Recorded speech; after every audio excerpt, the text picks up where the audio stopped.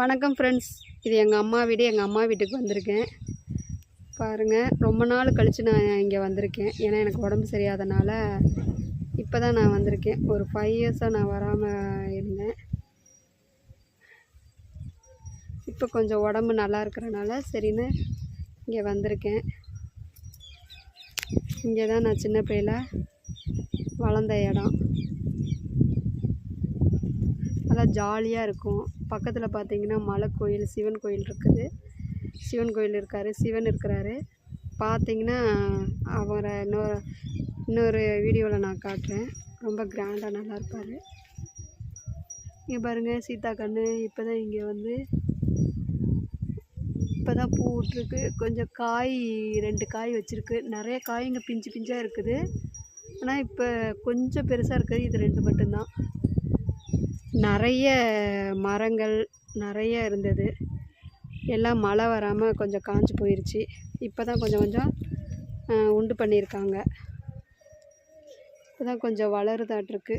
எல்லாம் கட்டி கட்டி வச்சுருக்காங்க. பாருங்கள், இதுதான் ஓவரால் வியூ. இன்னும் நிறைய பார்க்க வேண்டிய பிளேசஸ்லாம் நிறையா இருக்குது. இங்கே நல்லாயிருக்கும். இங்கே முக்கொம்பு சைடு, சென்னக்கரை சைடுன்ற ஒரு ஊர் கிராமம்.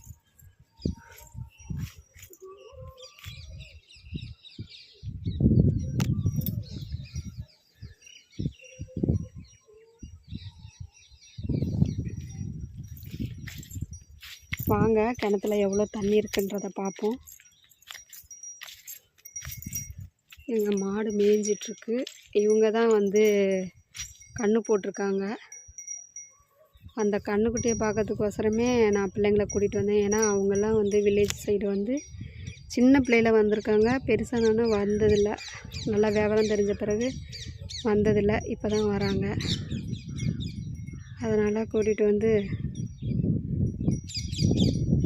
அம்மா வீட்டுக்கு கூட்டிகிட்டு வந்திருக்கேன்.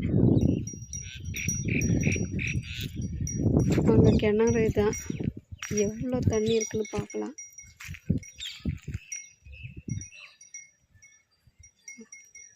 பார்க்குறதுக்கே முடியல.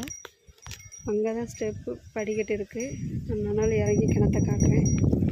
ஏன்னா இங்கே வந்து வேலி போடலை. அதாவது என்னென்னா கட்டடம் மாதிரி கட்டலை.